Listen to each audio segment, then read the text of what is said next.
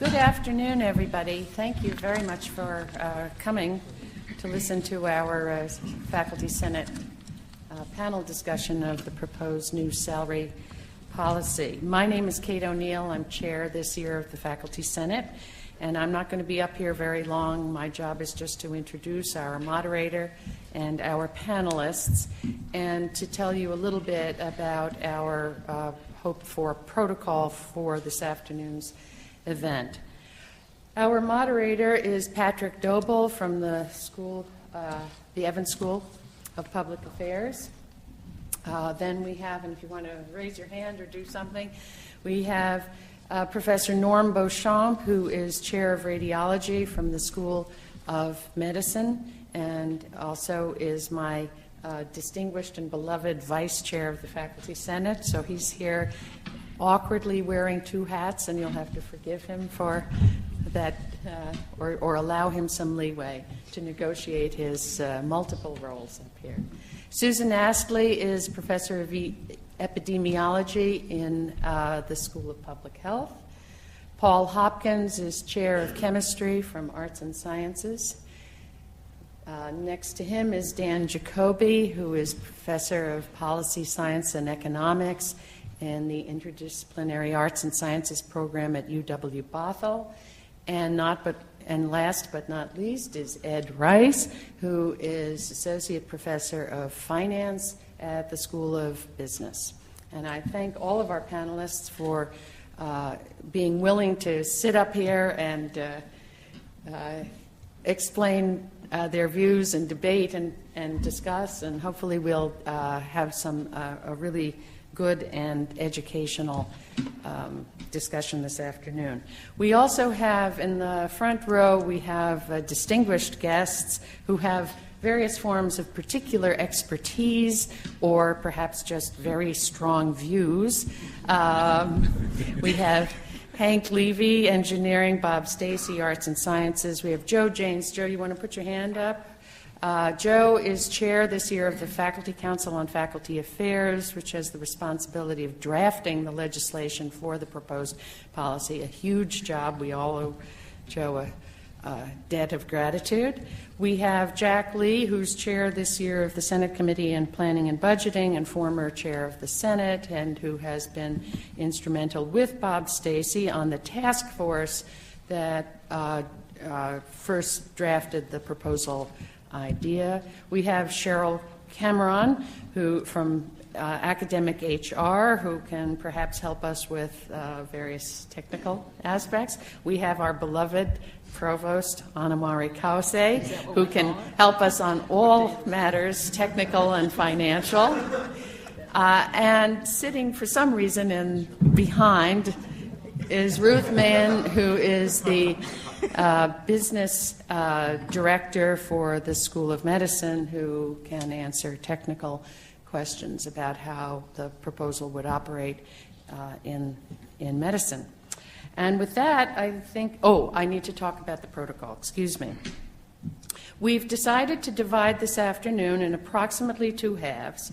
We'll have the first hour devoted to a panel discussion, which Pat will moderate, and we'll try to get some themes out and some key issues out and get the panelists to exchange views and get into a little depth here about what we're trying to do from a philosophical policy standpoint.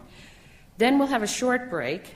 Each of you should have received, when you came in, an index card and a little pencil, tic-tac-toe kind of pencil, which you can play tic-tac-toe if you get bored. An index card in which you can write down questions that may occur to you during this session. We also have received quite a number of email questions in advance, which we very much appreciate.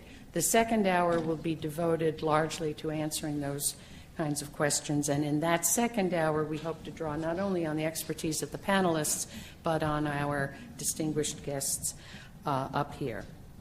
I would ask you, Pat and I have agreed on this, the rule applies to the panelists, it applies to our distinguished guests. We're going to try to keep responses to 3 minutes each.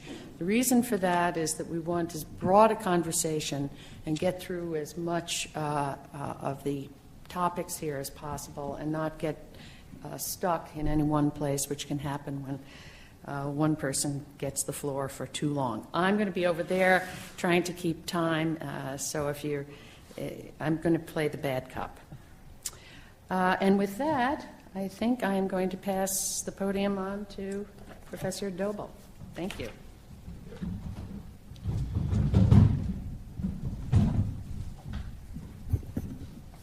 Hello, my name is Pat Doble. I'm a professor at the Daniel J. Evans School of Public Affairs. I teach strategy, leadership, and ethics.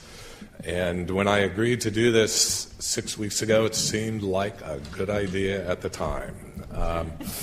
I think the reason Kate asked me to do this is in much of my life I've been a professional neutral. I sit on a lot of ethics commissions in which there's two Dems, there's two Rs, and I'm the guy in the middle, and that's been very much part of my life. So I was fairly comfortable agreeing to be in the middle until the day it came up. And so I view much of my job here as an attempt to kind of to highlight and surface issues that I think all of us care about and want discussed, and then to kind of move the discussion along in a way that permits us to kind of get at some of the substantive issues that we'd like to see discussed. I'm pleased that you all can come today, and I'm pleased that people will be reading the transcript of this, following it online, and having the ability to follow it later as a podcast at the university. I think a moment like this is really important because it identifies us as a university.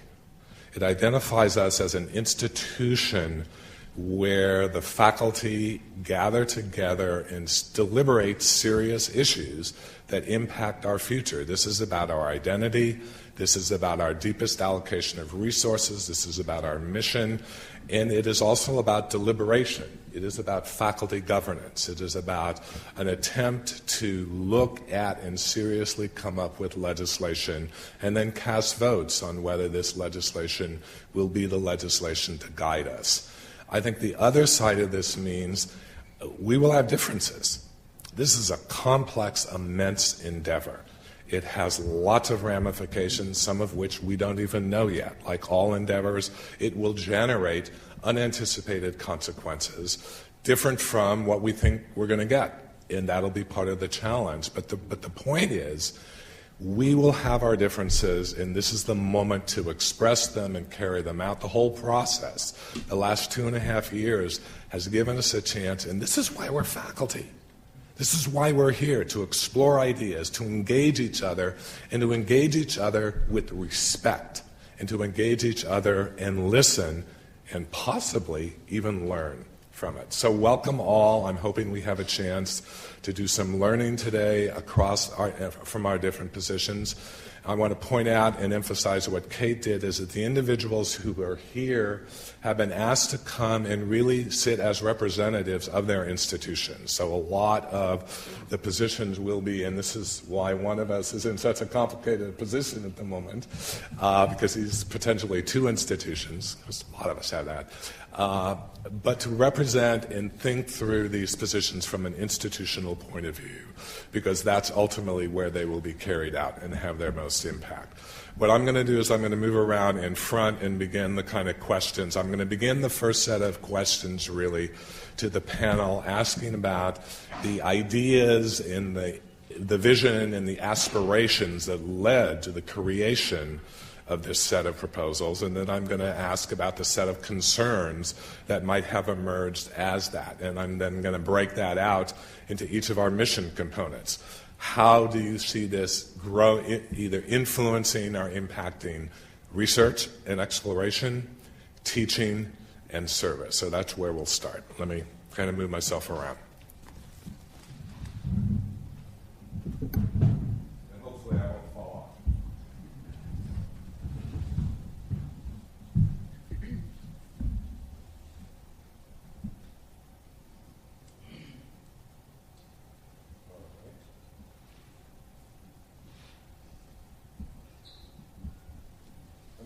Someone to turn me on. Excuse me. I was going to help till you said that. I'm fine. It was amazing. It was just amazing. All right. We're on our way, guys. All right, we are. Okay, where I'd like us to start, I think, is this has involved an immense amount of work from large numbers of people for 2.5 years. And I'd like to really give each of us a chance to kind of start.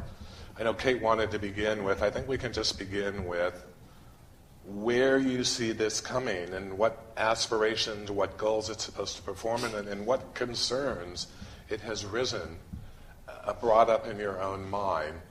And, can we start? Would anyone like to start, or shall I volunteer? I'm a teacher. I'm good at volunteering people. Okay. Okay, Norm, thanks.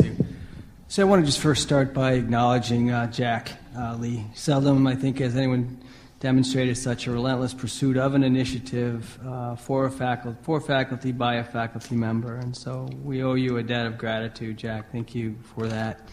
I'm here representing the School of Medicine, and in pursuit of this, I talked to a number of faculty and a number of chairs.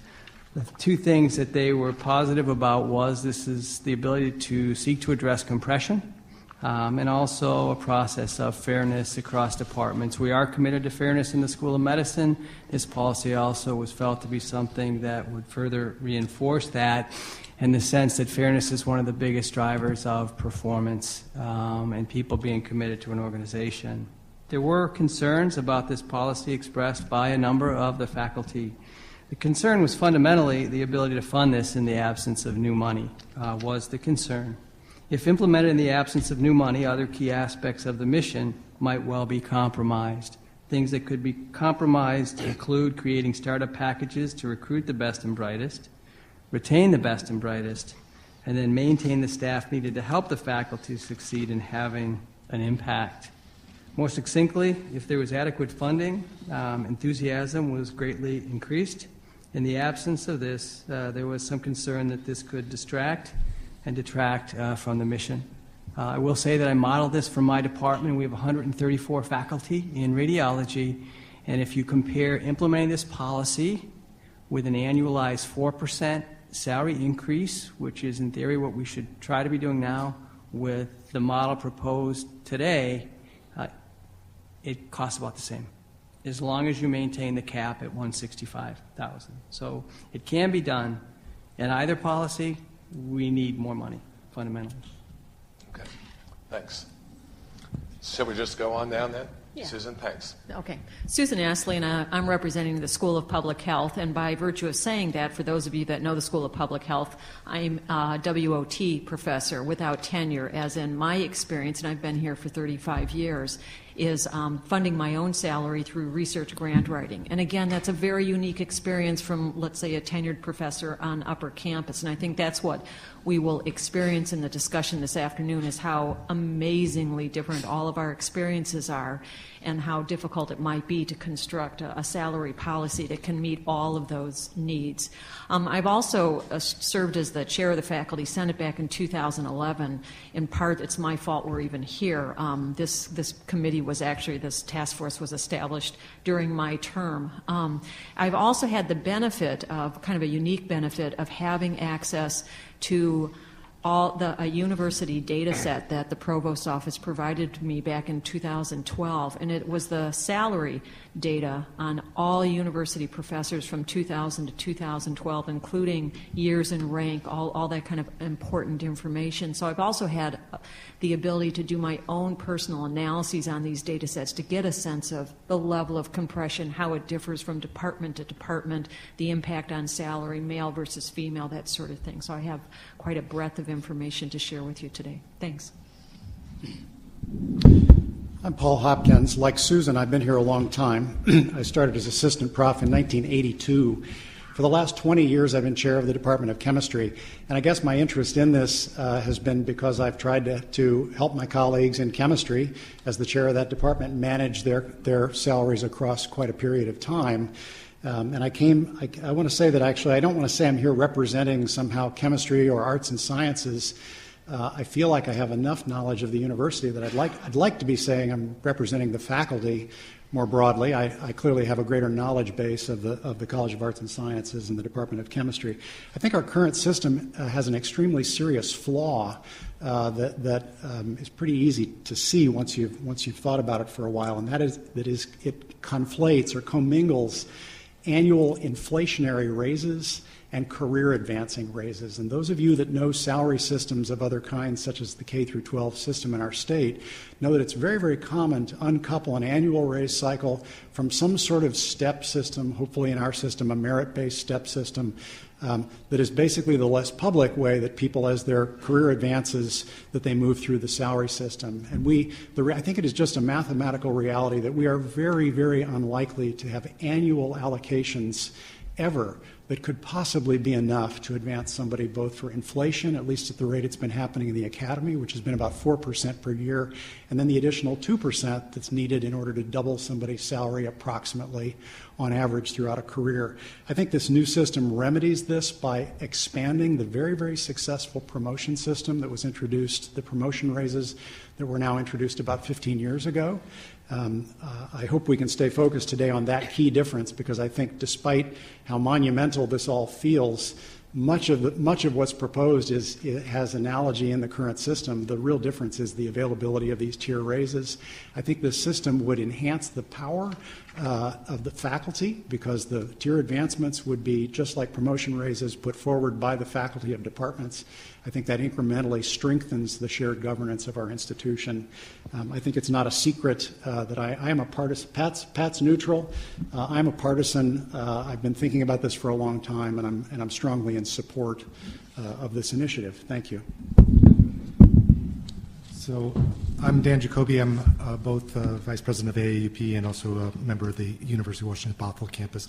And I've been here since 1990, and in fact, I've been associated with the university since 1976. I'm not going to go into that. I think when I got here, I was surrounded by a lot of people who had discussions about salary, partly because the way we were hired at the University of Washington Bothell, very little negotiation. But people talked at that point about over your course of your career earning 3 times more than what you started. Some of you may remember those conversations, some of you may not. But for those of us who have been here for a long time, you may be receiving that in terms of your nominal pay, but it's probably not true that you are receiving 3 times what you made in terms of your real pay after inflation. A long time ago, I also remember that these conversations have long roots. Jim Gregory, when he was in charge of AAUP or participating effectively in AAUP, nobody's in charge of it. There was a series of studies on loyal faculty, and we knew that loyal faculty at UW were not receiving raises, that there was a great deal of compression, and if not inversion, and so those are the key words that you will remember from 15, 20 years ago. So I really applaud the efforts that are being made to think about these kinds of issues. I think the folks that have worked on this have worked long and hard, and I think that they've started to come up with some kinds of perspectives that help us think a little bit about how we're going to work this. I do have a number of concerns, which I think I'll share more specifically about my campus and other units that are like my campus, where it's not likely that we're going to be able to internally fund these raises. And the other thing I guess I'd just basically note here is that we do have a fundamental problem, I think, down the longer haul in terms of thinking about what we're going to do when we try to get 1% more than the rate of inflation if we can't increase productivity. So ultimately, we are creating on ourselves some kind of a squeeze somewhere. And unless somebody wants to come up with the additional 1%, we're seeking additional funds over what we have, or we're coming up with some levels of greater productivity. And there are various ways in which that happens. And for me right now, in my thinking, I know that this university has depended heavily on non-competitive lectures, and we're in the middle of a transition process which is going somewhat smoothly, somewhat not smoothly. A lot of people really don't understand what's going on, and I suspect that the transition period from now to this happening will have a lot of impact on people in the non-competitive lecture ranks. But on the other hand, I also have to say that when I think about lecturers in general, I think that this is probably much better for the people who are not on non-competitive lecturer hires, but are on regular competitive lines. So I think that there's some real possibility that they may see a greater equity across the university. So I say, I think for me, this is a great start, and that's where I'll end. Okay. We're going to be kind of like the Oscars when the music plays. That's when the speech is over. Hi, I'm Ed Rice from the business school. I guess, the original question was what are the aspirations and what are your concerns? And I was not part of forming this proposal. I don't know what the aspirations are. I approach this as what does this do? What is sort of analytically, what is going to happen? And I guess, unfortunately, I agree with a lot of the statement of the problem that there are people who are getting underpaid, but there's a basic sort of arithmetic principle that if the numerator doesn't change and the denominator doesn't change, the average doesn't change. And what that means is if we don't get any more money for faculty and we have the same number of faculty, then, and the peer schools get the same raise, that there's not going to be any change in the total gap between what we're getting paid and what peer schools of people in similar situations are getting paid. And I guess once you recognize this, then the question is, are we going to give more money to faculty salaries? Are we going to change the composition of faculty? This raises a whole bunch of questions that I think are questions for serious debate.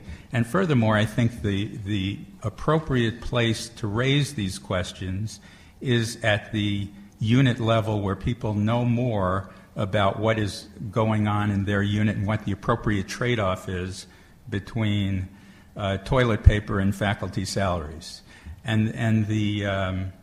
So I guess in the end, I like a principle in this proposal. The principle in this proposal is when we consider faculty salaries, we should think about the career record of people and how that compares to what they would be making at other schools. I think that principle is really important.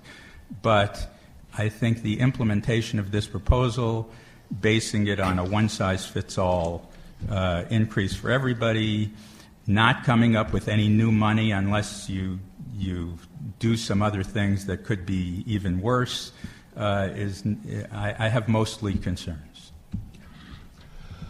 I want to loop back to two things. I want to come back to the points that were made by the last two speakers a little later when we look at the funding issue. I think we need to look at that.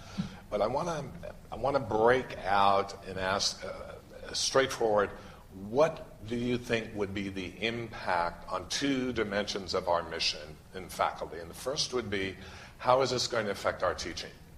How is it going to affect the ability to retain, promote, and support excellent teaching? And what is it going to do to research? I know there's a number of folks who are concerned that there's potential limitations, that the rigidity potentially built in it might impact research adversely. So I'd like to kind of look at those two critical aspects of who we are and how you think this might impact that. And I'm going to really start with Paul, and then I'm going to go to Susan, because you both are key on research areas and for teaching areas. Well, let me make one point while Susan thinks about what she's going to say about putting the right, scaling this issue. So recently, before the crisis that we faced, we had the salary gap down for the tenure track faculty. That's what we have data on. I can't address research faculty in WOT. We had the gap down to 6%. The tenure track salary budget of the University of Washington was on the order of $200 million. Let's do the math. How much money is that? $12 million. Okay. What's the core budget, instructional budget? Not with the hospitals, not $6 billion, but it's $1 billion. That is about a 1%, a little more, maybe it's 2% if I did my math wrong. I think we might be overestimating the magnitude of the adjustments that would be necessary to make a correction on that scale. Okay? Some of you will say, well, the gap has gone to 12%. Maybe it's twice as much. My point is we're talking about tens of millions of dollars on a $1 billion thing. So I agree completely with, I'm with you on the math of numerator divided by denominator tells you average, and it will not change unless you change one or both of those numbers. I just think that both of those numbers could change, not by a great deal, and we'd be light years ahead. So, Susan. So to speak in terms of the research experience, and I think that's one of the biggest divides we have here in terms of just very different sources of funding to support salaries, especially on a departmental level. For the departments that are largely WOT research faculty, our sources of funds are quite varied, NIH, CDC, SAMHSA, NSF. As opposed to for the tenured faculty, to be oversimplistic, it's the Washington State Legislature and tuition money. So we have very different sources and therefore very different constraints on source of salary. So it feels to me that if anybody is going to potentially benefit more from this proposed salary policy, it would be the folks in the research arena. That we have less of a constraint on our sources of salary. And again, even within the research arena, I have a lot of colleagues who have very unique experiences when it comes to that. Folks that have recently submitted to NIH and being told that they can't submit increased, projected increased salaries over time. That's the experience that some of my colleagues are telling me they're having, but it's not mine. I mean, I'm not having that experience whatsoever. If next year I received a promotion raise on some schedule, NIH would essentially be none the wiser, and as long as I didn't exceed the cap, I don't expect to have any pushback on being able to receive that increased salary range. So it's just a very different dynamic for those of us who are doing in the research arena. Norm, what would be your sense on the impact on research and how it would be filtered through the system with a system like this? So I think it does hinge a bit on the fundamental question of would there be more money in the system. If there is more money to fund these, I think it could be encouraging. I think many of our assistant, associate professor, research scientists, for example, are not paid as much as I'd like to see them be paid. In my department, again, of about 134 faculty, we have 6 tenure lines. So most of the support comes from NIH grants, and as the grant funding gets more competitive, if salaries start to increase, it gets harder to help support faculty in difficult times. So without new money, it would create some challenges in how I support a faculty that's largely without tenure, and it would give me concerns. Okay. Does anyone want to address the issue of teaching and what this would look like in terms of a culture of rewarding, retaining, or losing good teachers? So I don't want to beat a dead horse, but I think in a number of areas the institution has been forced to figure out ways to economize. And one of the ways in which we've economized is by figuring out how to get more productivity out of instruction.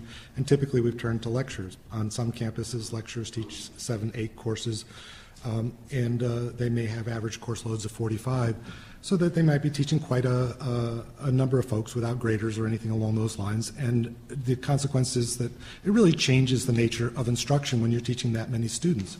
So I suspect that if we're pressured, we will find ways to do more work with lecturers. I know that there's a number of people are already recognizing that that's probably the way in which they're going to have to go. And I think while I have absolute admiration for the people who do the work, there's always this question of whether you can do the work well under the conditions that you're trying to do that. So if we don't do it there, we'll probably figure out some other way to figure out economies, whether it's larger classes with more TAs. And that, I think, will have some real consequences in terms of our instructional mission, which, considering that we've now moved to an ABB system, we are starting to recognize that instruction is a major source of revenue, and it is a major portion of our mission, and we have to figure out how to make sure that we do that well and properly. Okay. Ed? and then Paul. So I think a lot of how it. So there are a few questions here, but I think how this impacts things depends on the allocation of money across salaries for this purpose and across other things in the university. So if we decide we're going to fund salaries at a higher level because we want to make sure that this proposal works and is fully funded, the impact of that is something is going to give. Some of the likely things that could give, as Dan just pointed out, are TAs, class sizes, things like that I think would make the teaching mission in particular more difficult. But I think, there's always a trade-off between all the missions we have in the university, and the question really is how we can most effectively make that trade-off. And I think holding us to a formula-based salary increase is not going to be conducive to that particular sorting out the trade-offs involved. Okay. Paul, and then we'll move on. A quick comment on how we value teaching. I think the new system potentially could allow us to place greater value on teaching for this reason. Across the years, I've looked at lots and lots of data. I was interested in why my colleagues' salaries weren't growing like I expected. I thought I would plot them. I'm a scientist. So I said, let's look at the set of all faculty in my department, because I had the data that had been here 10 years, 15 years, whatever it was, and I plotted them. And to my shock, they would go along flat, and then they'd take this big step, and then they'd continue flat. I said, well, what is that? Oh, that's called a retention raise. That is how salaries get big at the University of Washington, at least in my college. A big retention raise happens after years of languishing. Well, now you tell me, what causes retention raises to happen? How often have any of you who've been a chair or a dean, has somebody come to you and said, X is a great teacher, I'm very afraid I will lose them to Berkeley? That never happens. You think that they're a great researcher. They're going to move to Berkeley because of their research. In the new system, I think it's not that our faculty don't value teaching. I think our faculty do greatly value teaching. I think they would be more likely. It's going to, again, is it going to be an overnight change and suddenly we're going to equally value teaching? I don't think that'll probably be true, but I think it would be incrementally greater valued if the faculty were able to put people forward for these tier advancements relative to the current system that relies upon, so exclusively upon an outside marketplace that's really based upon research largely. Well, that's a nice segue to what I want to talk about next, and that is the question of within the present system, there are clear winners and losers, and you just identified the winners. I mean, the winners are very regularly identified as people who can solicit and get external offers, or who are approached and get external offers, and we very much use the market as our metric of value in terms of how we respond to these kinds of issues. I think there are people who are worried that there are a number of departments that have been very successful doing this. I mean, we are a really well-respected university with a lot of functioning departments, and we manage to maintain a lot of good faculty. We're no longer simply a picking ground for other universities to come and pick our faculty members. We've been very successful at that. I think people are worried that implicit in this proposal is, one, a limit on how much we can raise salaries over a 4-year period, and two, that it will somehow or other discourage or limit our competitive ability to keep and retain or go out and get new faculty. And that could be, one, from what it might do to shifting resources, but two, the sense that using market-based metrics, we've been relatively successful at getting and keeping good faculty. How do you respond to these concerns? And Ed, I'm going to start with you, and I'm going to start with you on this, Norm, because I know you both are concerned about this issue, and you're concerned about the potential implications. So why don't we start here and then move into the middle? Start? Yeah. I think, the business school is one of the higher paid groups on campus. I don't really view myself as representing the business school. Maybe that's why I was picked for this group, but I represent me. And Okay, we can live with that. I should have told you that up front, though. But in any case, if you start out with a high-paced salary, a high-level salary, this is from the website Jack Lee put out of what your salary is going to be if you're a superstar versus normal performer over 40 years. I think if you look at that difference, the normal performer gets 174% of their salary after, I think it's 30 years, maybe it's 40 years. The superstar gets 186% of their initial salary after 30 or 40 years. So that difference is 12% of your initial salary, or 7% difference in your salary for being a superstar versus a normal performer. Now, that superstar versus normal performer in the market, and when I talk about market, I'm not talking about what you're getting from an outside offer. Sometimes people get an outside offer and the dean's going to look at that and say, we don't want you for that price, goodbye. And sometimes people are going to get outside offers and not say that. But just looking at your performance compared to the peer group of people who are like you at other schools, looking at that gap, the gap for people who are superstars between, for peer schools, superstars versus normal performers is at least 50%. Yeah. And so when you look at a 7% differential for the superstar versus normal performer in our school versus 50% outside, this reduces the possibility we're going to keep superstars. There's not going to be the money for these retention raises. And I think everybody would agree retention raises are inappropriate sometimes, and preventive retention raises are inappropriate sometimes and appropriate sometimes. And the question is, who decides?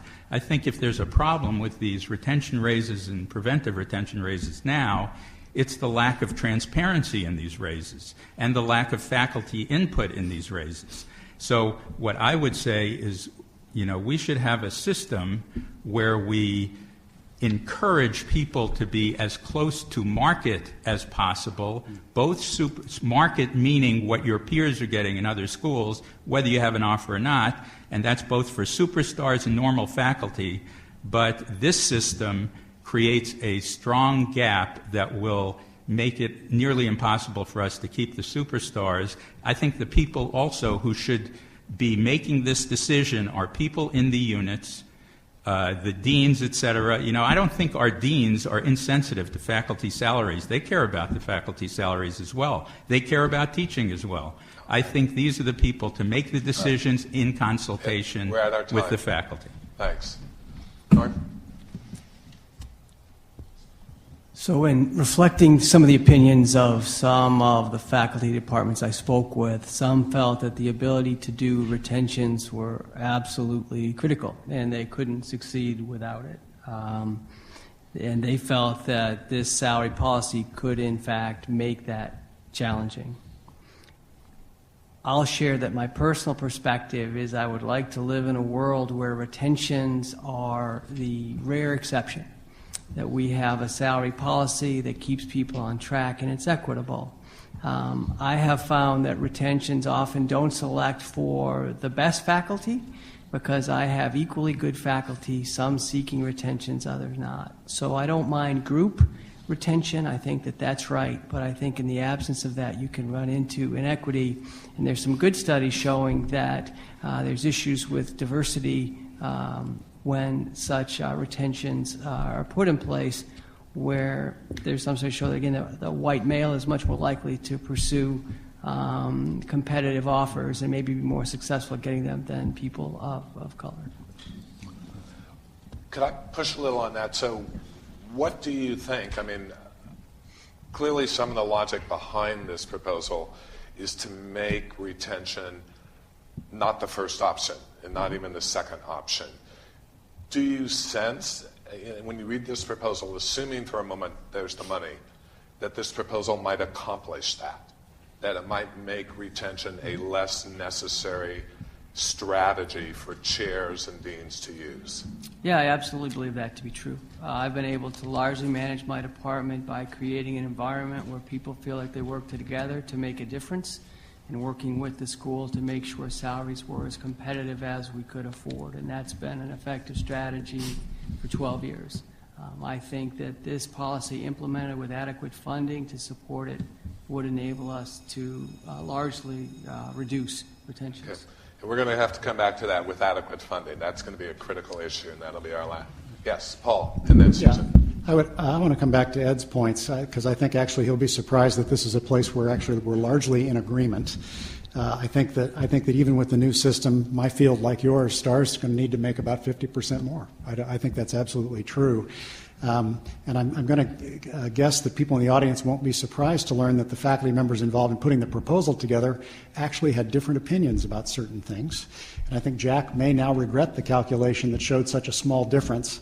I, for one, understand that the code, as I last saw it, and you are the expert sitting before me, the code that we're going to put forward, I think, is going to allow for retentions as deans judge necessary and chairs judge. Now he's shaking his head yes, in order to retain people. And I've done my share of 50, 60% raises to retain somebody. Hopefully it'll be 30%, but it isn't going to be as tiny a difference as I'm going to say Jack calculated, if that's in fact what he calculated. I want to relate an anecdote. In my youth, I had adult supervision as a chair. There were people who had been around the block longer than I had, and one of my physics colleagues, who I don't think is here today, he's now retired. Early on when I was a chair, I was thinking about loss of the stars and, oh, what a disaster this would be, and he shook his head and said, don't worry about the stars. The stars will take care of themselves. Chairs and deans will take care of our stars. That's not going to be the issue. Worry about the average performer. And that's what I think. I think we will. We do need to absolutely retain the stars. I don't really believe the new system is somehow going to bankrupt us and cause us to not be able to respond effectively. The stars are still going to make the highest salaries in the new system. That's the marketplace we live in. Thank you. Susan? I wanted to also add, this concept of, retention for the stars. What's the definition of a star? Are there stars among us in this room, as opposed to the average faculty member? In my department, I'd have to say I'm not sure there's a single faculty member that would be described as average. I don't know that we have any Nobel laureates in my department, but they're exceptional. I wanted to share with you an analysis I just did this morning with that data set that I have access to. I was real concerned about the impact of compression and how that might vary male versus female. I don't have racial data in this data set, so I can't address that. But as I suspected, and as many of you know, the impact on the women is tremendous, far greater than it is on the men, for reasons that were starting to be revealed here, that it's ingrained, it's cultural, but the number of women that might come forward requesting a retention raise versus the men can be quite discrepant, and for all the wrong reasons.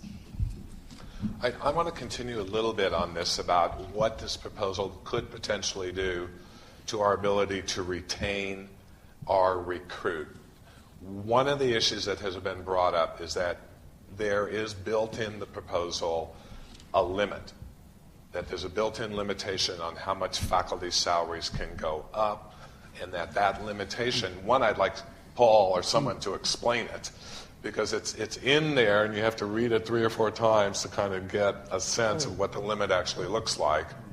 And secondly, whether this limitation is going to have a kind of cascade effect about either encouraging people to seek external offers or making it more difficult to keep people that we've got. I know there's a lot of concern out there about the limitation and its potential impacts on folks. Well, let me start. You refer to the so-called cap in the Yes, the largest cap. raise that's possible. Yes. Okay, let's back up. I'll go with the cap. This was introduced not as some sort of socialist plot to push salaries down, but rather as a response to what most of us think is a reasonable empirical salary trajectory across a career, and it's just not reasonable that, well, I guess a mathematician would say that the curve eternally was curved upward, whatever we call that, a positive second derivative. That even as you're the highest paid faculty member, you get the same percentage raise. That salaries, I think we all recognize that they should grow quickly in mid-career as people are raising kids and paying for their house, and that later in life when your salary is high, you might still be getting a big dollar amount raise, but on a percentage basis it might be a little bit smaller. This is what we were building in order to prevent the highest salaries from running away with all the money. I don't think we ever intended for it to freak out people in the way that it seems to have done. And I want to point out that, again, the code is written that if a unit needs to pay such high salaries that this cap is preventing them from going as high as they need to go, the dean can go to the provost. I'm not sure if the faculty has to vote on this or not. In order to change that cap, you could raise it, you could lower it, you could raise the cap so high that it will never come into play in your unit. Okay, again, I agree with Ed that the best way to handle a lot of these things is at the unit level. That's where people know the consequences of the marketplace that they're in. And so the cap had logical reasons for it. It can be overcome at the level of the dean going to I think the provost has to approve that cap be raised, and presumably if a unit has very good market reasons to raise the cap because their salaries aren't growing fast enough or high enough, they would go do that. The provost is studiously reading something. Ed. So if that were true, that the purpose of this was to say in the early stages of your career you should be getting big raises and then leveling off, why did you write it in terms of dollar amounts?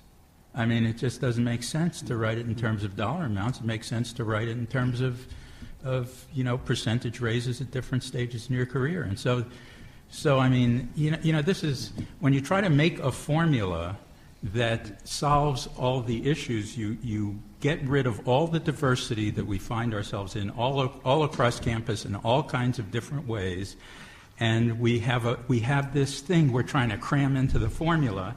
And the solution in this proposal is you're going to go to the provost, have a hearing, have an act of Congress passed, and the result is going to be it's going to make everything better. But, there are big dollar amounts that are at stake here that are not going to make things are not going to be better. There's not enough money to make things better. These variable adjustments are overcalculated in the current proposal. That's kind of where this money might be coming from, and it's just not going to be coming. On this whole issue then there's sort of two issues that I want to come back to later. And one is how much customization is possible under this program for units or for departments? Because and I've heard kind of two different senses. One is this is a one-size-fit-all Procrustean bed, and the other is there should be and seems to be a tremendous customization possibility for schools or departments. We need to return to that, but I want to go. I'm a political scientist, so I have to ask this question because in political science we always talk about winners and losers. And when I look at this proposal, I want to ask the following question. Under the present system, there are winners and losers, and under the proposed system, there's winners and losers. I want you guys to think for a few minutes and tell me who you think the winners will be and who you think the losers will be. And you're going to tell me I've reframed it. This is how a lot of people are asking. They're asking this question. If there's an ameliorative answer, fine. But I'd really like to kind of dig a little deeper because I think underneath a lot of what Ed's saying is a sense that some of the schools who are doing very well right now and going, we're doing quite well, thank you, may end up losing their flexibility, their ability to compete, their ability to retain under this. And that I use the word good faculty as opposed to average faculty, that somehow or other this proposal may be unnecessarily benefiting average faculty over good faculty. So, Ed, why don't I start with you, and then I just want to go through the board on this and see what you guys think. Well, first of all, with the cap, obviously the higher paid groups are going to be losers, but I think that hides really what the main losers are going to be versus the current system. And I don't know the answer to who are going to be the losers because that depends on how the world works for the next 10 years, 20 years. If you were to ask me when I started on the faculty in 1979, how would business school raises go over the next 10, 20 years, I would have no idea. Turned out they were really good, and I'm happy. I'm richer because of it. But over the next 10 or 20 years, I doubt it's going to be the business school that's going to have the biggest salary increase. I kind of suspect it might be English or other departments where it's very hard to substitute away from the in-class experience to online certification, things like that. And those departments, this kind of proposal is going to hem in the kind of adjustments those departments are going to be able to make. The things that are going to be increasing in demand are going to be hurt, and the things that, if the business school has a relative decline over these next 10 or 20 years, we are going to be benefited because our salaries are locked in by this proposal, and we're going to be getting the 2% of this big number for a long time. And so it's hard to tell who's going to win or lose. It's going to depend on how this new economy changes educational delivery, which is extremely uncertain at this point. And, in the proposal, there is no calculation whatsoever about uncertainty in the future and how much uncertainty there's likely to be and how this is going to deal with that uncertainty other than by these, obviously the provost can change everything, so we will let the provost change things. Okay. Dan? So I agree that it's not clear exactly who necessarily will be the winners and losers. I think for me the ambiguity in the proposal as it stands right now is that we basically know that the promotion and tier races should be regarded almost as if they were automatic, and that there will be a mandate that they be fulfilled. But when we get to the market and the adjustments, variable adjustments, then we're seeing that that's going to be dependent upon where the unit is at. And some of those units are going to be able to afford that, and some of the units are not going to be able to afford that. So we don't know to what extent there will be a central relief fund to take care of those issues. We understand that at least during the initial transition period that there will probably be some initial funds coming centrally. But if that goes on in perpetuity, then it's likely that we're really not going to be adhering to the ABB processes that we looked at when we originally constructed this. So we would be changing the paradigm over a longer period of time. So I'm not certain that I know, but I do know that there are probably campuses and programs and schools like mine, which are very very bottom heavy, and so there aren't going to be enough retirees to fund and recapture much of the money. So we're going to find that those campuses which are being urged on to expand without money are going to find it much more difficult to fund those without central relief. And I suspect that there's quite a few programs along those lines. The winners, it's kind of interesting to me because there's the below average folks in terms of revenue coming in, and then there's the above average. And if they're able to get relief, then they're able to play their own game, and there won't be any kind of equity fund to shift from one party to the other. In other words, if I'm in a high revenue generating unit with lots of senior faculty and can fund these fairly well, then I might ask for a special dispensation to adjust my group's salaries. And if I'm allowed to do that, then there won't be any taxable funds to transfer across from one set of units to another. So I think I agree absolutely with Ed that this is going to be a question of how the rules of the game are played out.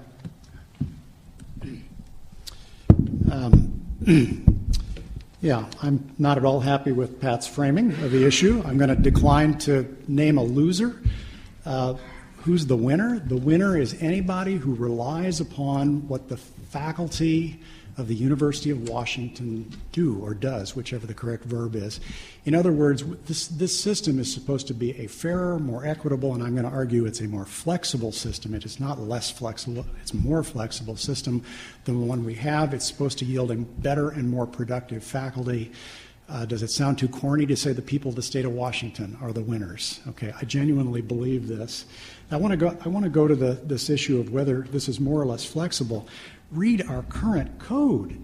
It's got everybody receiving this 2% across the board raise. Now that was in executive order. The 2% could have changed, but we saw the trauma that happens when you try to change this number. Okay, inflation could be much higher. We happen to live in a moment when inflation is actually much lower. The additional merit money, as I understand it, and I don't think I'm wrong, it has to go out campus-wide to every unit in an equal percentage basis, independent of whether they're ahead of peers right now or behind. This is a very, very blunt instrument that makes no sense. In the new system, the variable adjustment would be just that, variable, so that a dean who's more likely to understand what's going on at the unit level in their school or college could come in and say, you don't need extra, you do, you're falling behind your peers. The business about will the tier advancements somehow suck up all the money in the universe Let's not do a math lesson and discuss that is in principle internally funded once you get the system to equilibrium. But let's recognize that actually is another factor that as we handed the code off to the committee now working on it, was another adjustable parameter. Okay, I don't think it's fair to poo-poo the system as inflexible when we've built into the code flexibility that would allow a college that didn't want to give 8% raises, that felt 6% or 4% or 2% was the correct raise for tiers, and instead put their money in the variable adjustment and do it annually so that it looked more like the system that we currently have.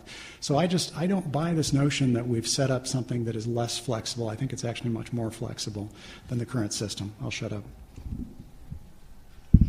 I, too, am not comfortable at all declaring a winner versus a loser. I think it's all relative. I think any salary system that better achieves equity across the faculty is the better salary system, and I think the winners are everyone, essentially. In terms of those who might lose out on this, I think it's all relative. I'm not comfortable at all declaring a loser. I don't feel like there really is anybody that's going to lose on this.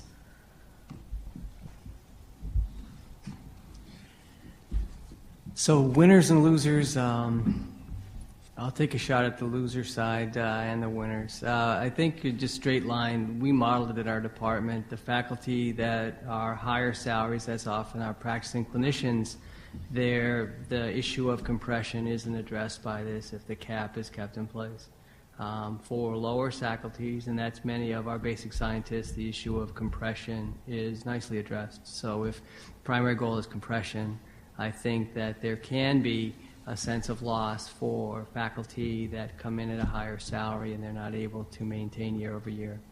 I think winners and losers, maybe on a positive note, would be, I think that more important than salary is recognition. I don't know if we do as great a job recognizing faculty once they become professors. And this does have built in a very nice way to recognize people that are being highly contributory during the later years in their career. And perhaps less recognizing of people who choose not to be as productive in the later years of their career. So maybe it's a reasonable assignment of wins and losses in that way. Thank you. I was being contentious. I wanted those words out there because I think that's how some of the faculty are thinking about it, and I wanted the chance to actually ask, does this look like a win-win? Or one of the other issues that came up is this is really about a cultural change. I mean, the issue, if you're looking at a pure market-driven world, there are always winners and losers. That's the way the market works. There may be a kind of Pareto optimality you're moving towards, but that's it. If you're trying to create a different culture of obligation and allocation, then maybe it's a different word. So I wanted folks to have a chance to surface those kinds of issues behind this. I want to get to one issue about that I think a lot of people are wondering about before we get to the funding, which is going to take up a lot of time and I think arc over into the second half. And that is I wanted to look at the 4-year review process. How did we get to this idea? I know people are concerned that it's going to be more work, but in theory we're reviewing each other every year, so it's maybe a different kind of work that you every 4 years you do more seriously. But what is the intent in terms of how a person views their career and how faculty are moving to a 4-year evaluation tier orientation rather than our present year-to-year system? What are the potential advantages and downsides of that?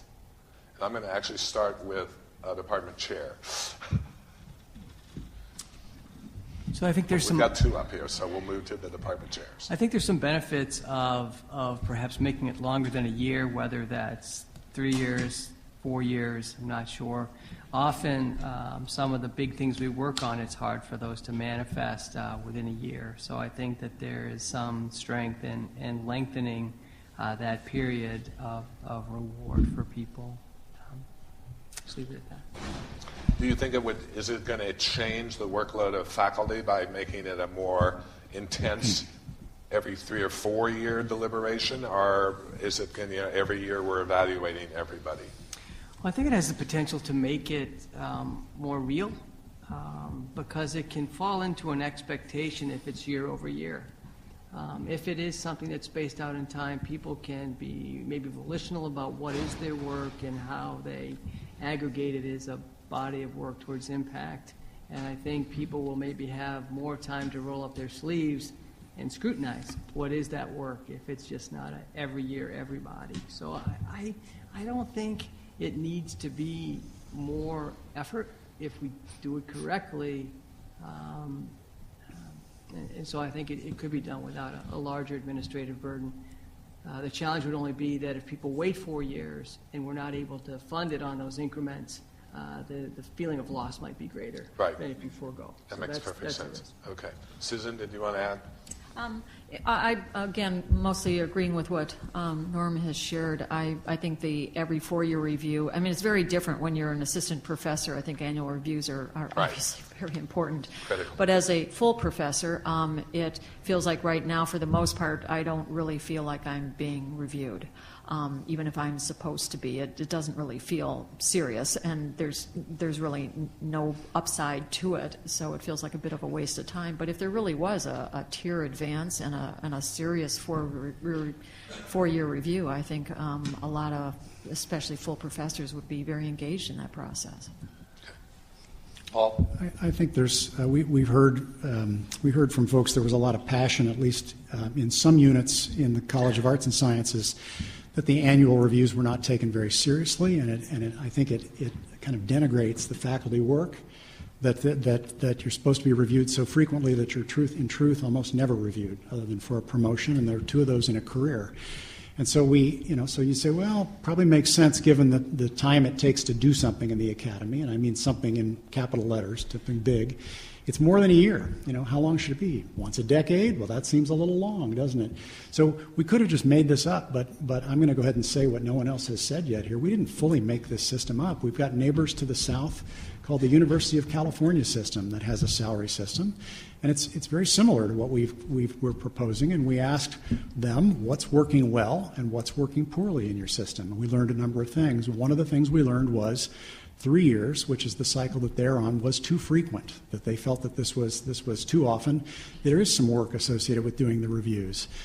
We were advised by the provost's side of the committee that to preserve our accreditation, we need to have at least every 5th year a review for people. So now we had a box that we were in. 3 was too small, and 5 was the maximum. That leaves us with 2 choices, 4 and 5.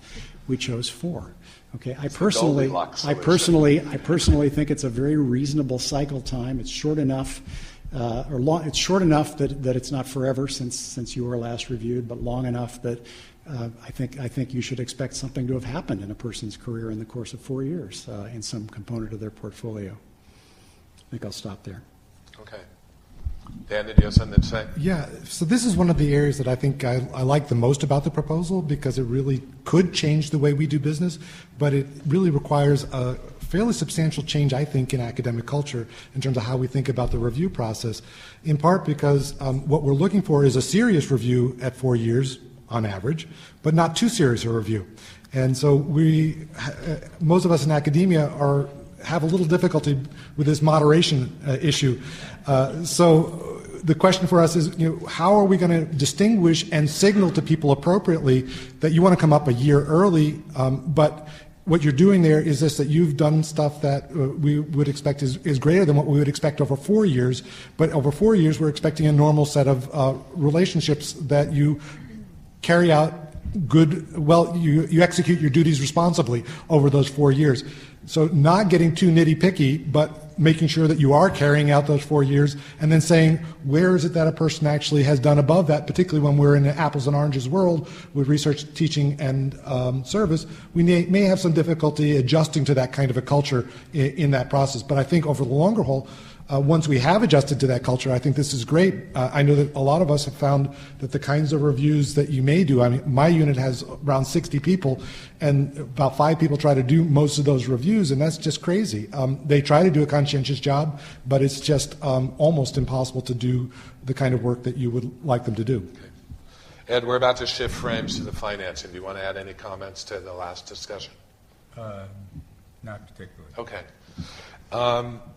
I'm going to exercise my prerogatives as moderator, and rather than just split at the hour, I want to put aside about 15 minutes now to address, I think, the elephant that's been sitting there for a long time, and that is financing. There were several points at which people premised, if it were adequately funded, this makes sense. And that if is a huge issue that I think that I want to have time for the panel to look at. So with everyone's sufferance, I'd like to spend about 15 minutes going into this. Then we'll take our 5-minute break and have people fill out cards for it.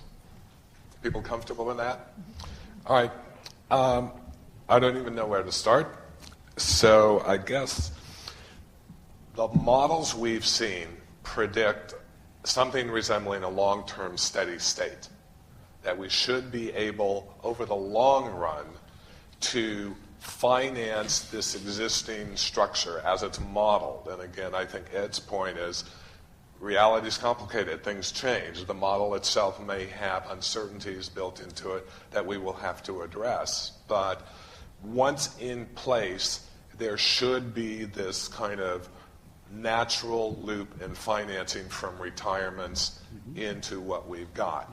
What it doesn't necessarily do is address the need to shift more resources to get that denominator-numerator problem addressed, which several of you premised, if we have the money coming here. So I'm going to start with the issue of transition costs, because assuming for a moment, and I'm going to come back to this, but there's going to be serious transition costs to make this thing work. And I'm actually may pull one of you in to talk about some of these issues and kind of extend the thing. But at the moment, I want us to talk about the initial transition cost, the kind of startup cost.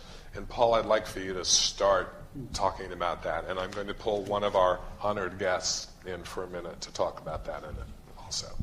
An honored guest is going to have to help with the high math on this, but the startup cost, my recollection is exclusively because we wanted to make sure we treated people well in this transition from annual review to review every 4th year, because everybody obviously wants to come up in the first year for their 8% raise, and that's not financially plausible. And so in essence, we were going to, if I got this right, we were going to give 2%, 4%, and 6% raises to people, yada, yada, yada. And so that, by virtue of trying to treat people well in the first round, we actually made it incrementally, not hugely more expensive, it was incrementally more expensive, 5% for a round instead of 4% for a round. So yeah, 5% is bigger than 4%, isn't it, on a big number? But it wasn't hugely more expensive. Obviously, I mean, I don't know if it's on the table to change that in the event the budget is terrible, or whether we simply want to delay implementation. But I guess I don't see the startup cost as huge. It's modestly bigger than a single normal cycle, because we wanted to treat people well as we transitioned them to this cycling through every 4th year. Did I say anything related to what you were trying to get me to say? I guess I'm looking for a number. A number. And I'm looking for where the money's going to come from. Oh. Well, that's on Amari's question. Sorry. $5.9 million. About $6.7 million.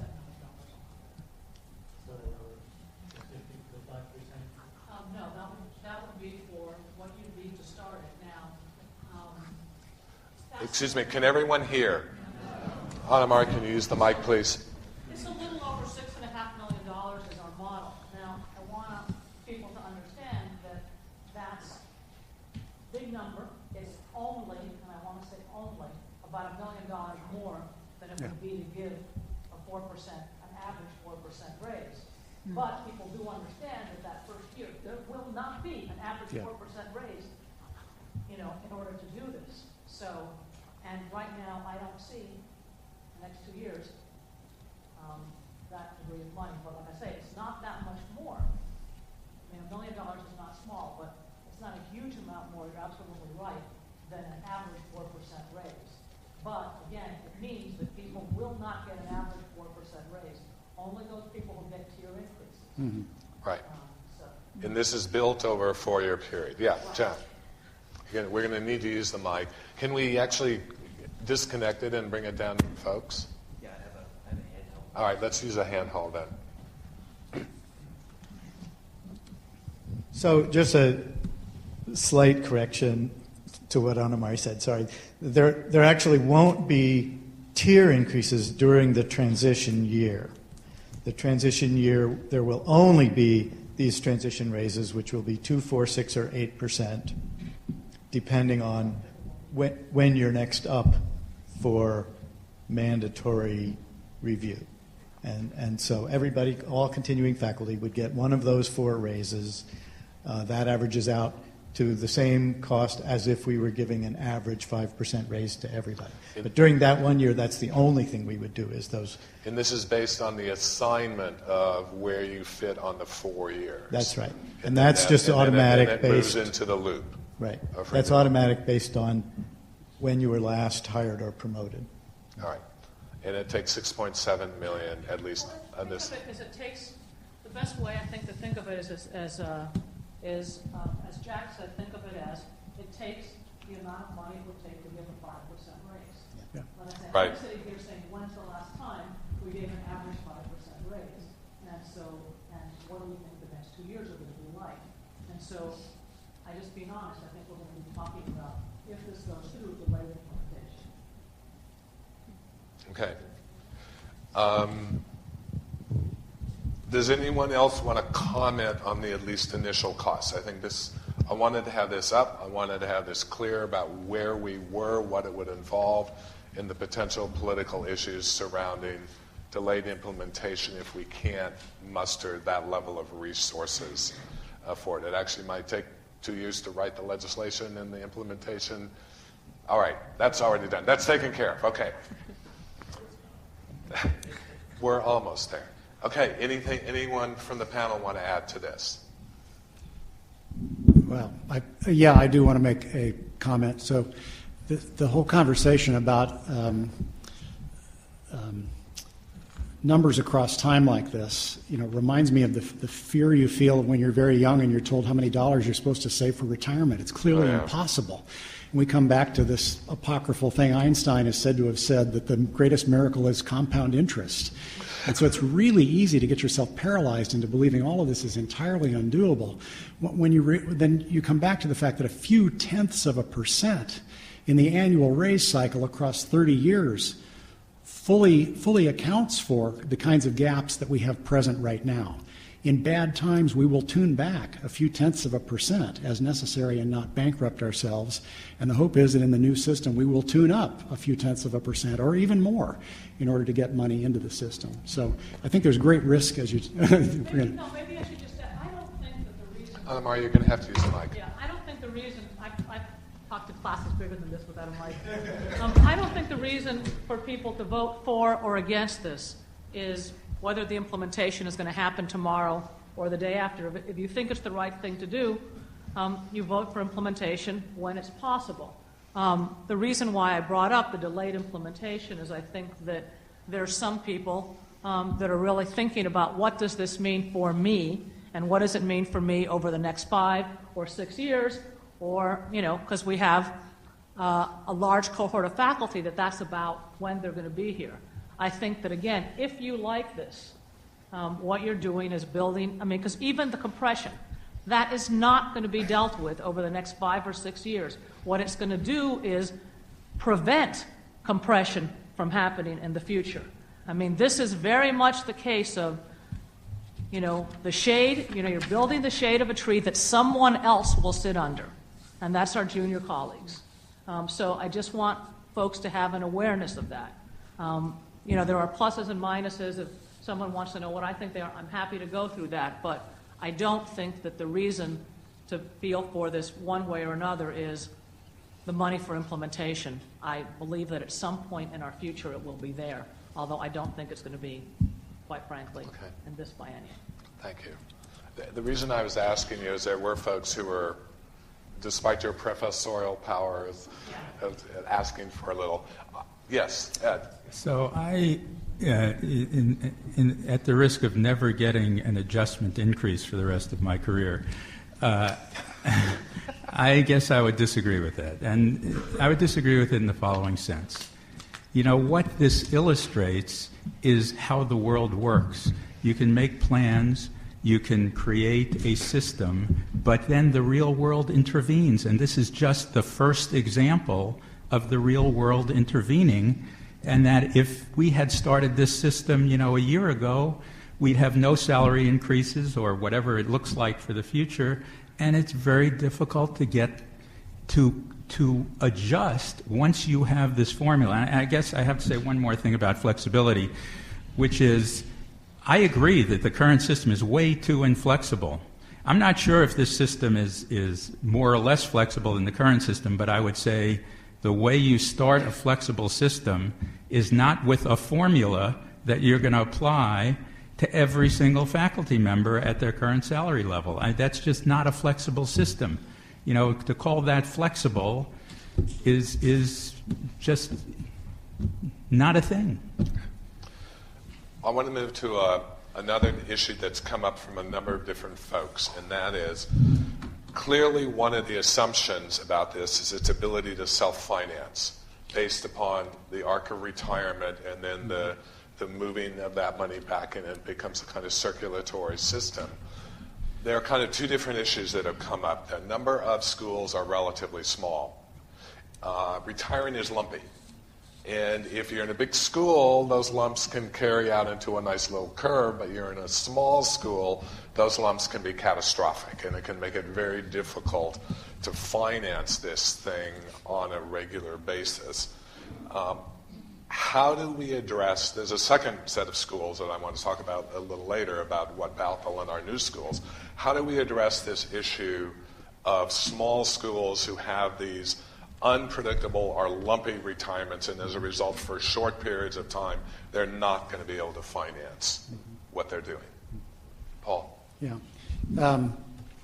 The old system, you go back 10, 20 years before retirement funds were released to colleges, the money was swept back to the provost, and that had merits in that then the provost had all the money and was in charge of making all the decisions. But the demerit of that, of course, is our provost is very busy with lots and lots of things to work on and can't necessarily micromanage the salary levels in all the different units, schools and colleges and independent units at the university. The other limiting model would be be crazy to move it all the way down to the department level and have departments run their salaries. They best know the market in their system, but for the reasons just brought up, it would be too lumpy. Somebody might not retire for 5 years and then 7 people would retire and it would be a mess. So those limiting models don't make any sense, and I think the new model makes a lot of sense to do it at the school and college level. But obviously for small schools and colleges, which are like a department, as I just said, you're going to need something that I jokingly call the bank of the provost. Somebody at a higher level is going to need to be able to loan and recover money in order to ease out the lumpiness. Okay, so aspects of when the provost ran the system are going to continue to need to be the case, and it'll be easy to it'll probably be hard to get the loan, but the provost will be there needing the money back, and hopefully that will happen. But I see the bank of the provost as a critical part of making this work. I like that, bank of the but provost. Remember, you got to pay the bank back. It's not a gift from the bank. And we won't permit extortionist interest rates on that one? That's up to the provost. Okay, I won't go there. Norm, I would like for you to address this issue from a medical school perception in terms of how the money looks, in terms of if those issues come up, this issue of financing, where do you see the possibilities, or do you see it just as a non-starter in terms of getting the extra money or maintaining that flow with the arc of retirements and salaries? Well, I think because we have a larger department, we have the ability to diversify over time. A lot of the departments are larger. The timing of this is a little concerning. There's this thing called healthcare reform that we all know about that's will take out and should take out about 20% of funds flow into healthcare. And if a lot of our faculty, 1,600-ish, are funded largely through the funds flow that come in through clinical dollars, to be able to have a year-over-year increase in salaries might be really challenging in the short term for us. We have a history of rallying and figuring out how to reallocate dollars at a school level. I imagine we would do that again, but I am concerned a little bit, about the timing. To answer your question specifically, I might have drifted slightly. I think looking at things at a college level, a school level, is probably the most effective way to deal with some of these ebbs and flows, would be my sense. There's another type of school that I think, and this is actually a result of our strength and our growth, and that is we have Bothell and we have Tacoma. We have very young schools that are going to cost a lot of money, we're investing a lot of money in, but their profile of faculty doesn't come anywhere close to creating a kind of sustainable loop around this. So how can we think about this? I mean, does this become the Bank of the Provost, or do we have to think about this in a different and more creative or different way, because they are literally startups and we're still investing and the return is going to be much longer down the road? Dan, I'll let you, and then Paul. I hope the Bank of the Provost, we're good with the Bank of the Provost, but I don't know. I mean, it's a fundamental issue on our campus that we are growing, and we have committed ourselves to growth, and oftentimes without a lot of faculty discussion. So the growth usually brings in younger faculty, and obviously we've got very few retirements coming down the road. So conversations that we have end up being, well, you've got more students, and now you have to figure out how to address that. It's not, do we want to take more students? So if that's not financed, what we expect is we'll become weaker sisters and brothers over the longer haul. So I don't know how, I mean, I know the administration is concerned about that. From a faculty point of view, the faculty is concerned about whether the administration actually has already made the decision to grow without consulting. I'm going to ask Paul, and then I'm going to ask...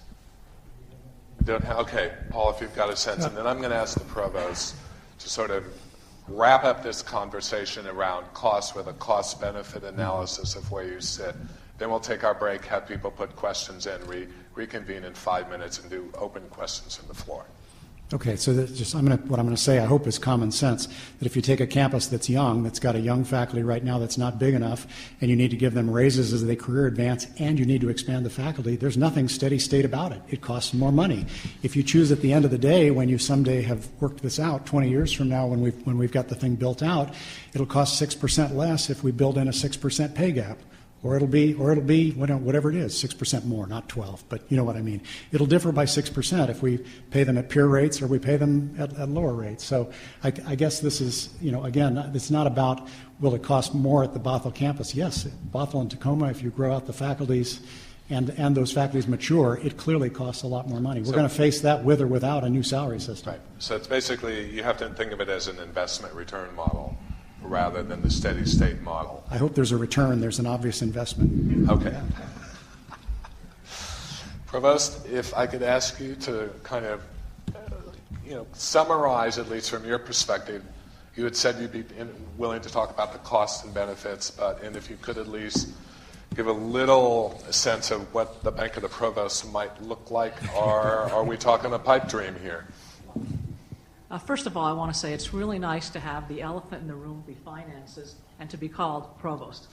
The last few days have been a bit crazy, so this is very, very refreshing. And to be working with the faculty, this is very nice.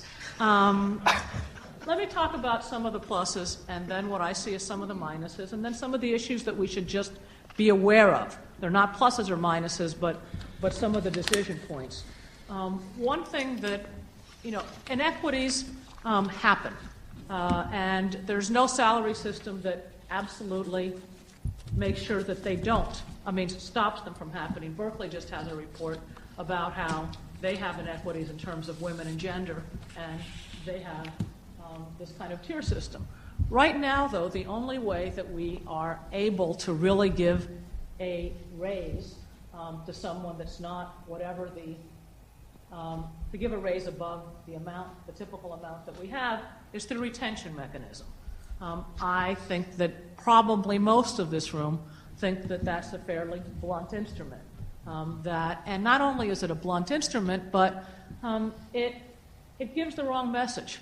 Some people have talked about the loyalty tax, and I do think that some people are paying it, and I think that I don't like anymore, and I've been a chair of 2 different departments. I've been a dean of one college, and now I'm sitting in the provost office, and I see what all the colleges are doing.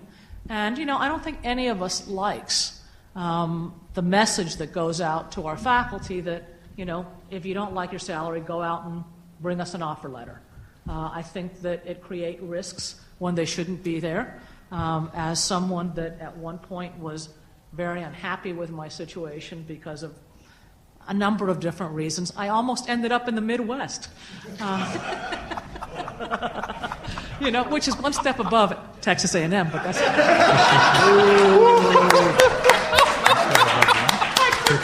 I'm sorry. This is one reason why, some of the thoughts that some people have may not totally fit in.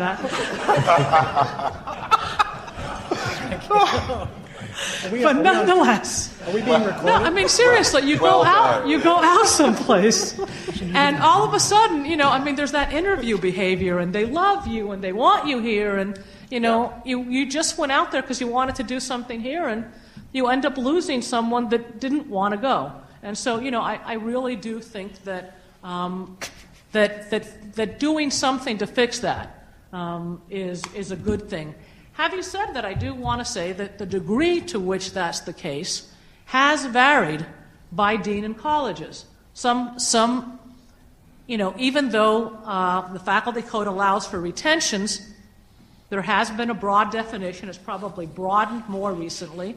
And, but some schools and colleges all the way along have been using preemptive retentions in ways that, quite frankly, are creative.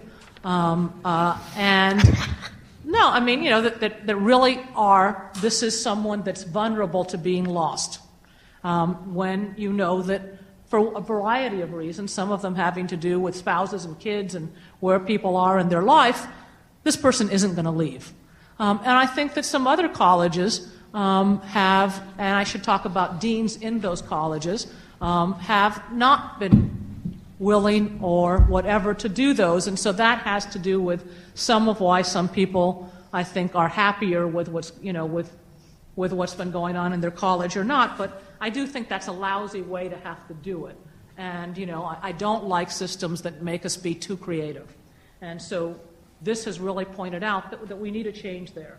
I think the other thing that I like about it is that, while I don't want to say that people haven't taken the merit reviews seriously, I think that particularly in years, and I think most of us, unless your memory is a whole lot longer than mine, we haven't been, I know that there were bigger raises before, but it's hard for me to remember. Maybe that's an age thing. But, when the raises are of the level of 2-3%, there's not a whole lot there, especially when we do basically 2% for basic merit, that you're meritorious. And given that situation, are you really going to go through all this trouble and make your colleagues feel bad and all of that for something that's fairly small? And so, I think that this system that does, again, if we had more money in the other system, it might be there, but I do think that, I like the idea of really doing serious merit, especially in the full professor years. I'm not real concerned about it for assistant and associates. For assistants, tenure is enough to drive them, or promotion. And for associates, again, there's a promotion in front of you and that possibility, but we're spending larger and larger amounts of our time, at the full professor level because we're retiring later, we're living longer, and so, I like that about it. I think that those things are really good. What are some of the things that I'm concerned about? One is that it's going to be a lot of work to start up. There's just, I think in the long run it will self-regulate, but there's no question that it'll be a lot of work in the next 2 or 3 years. There's a lot of other things that we're doing.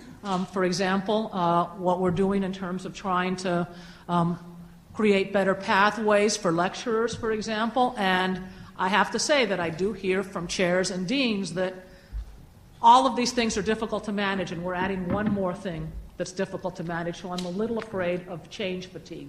And that's a timing issue.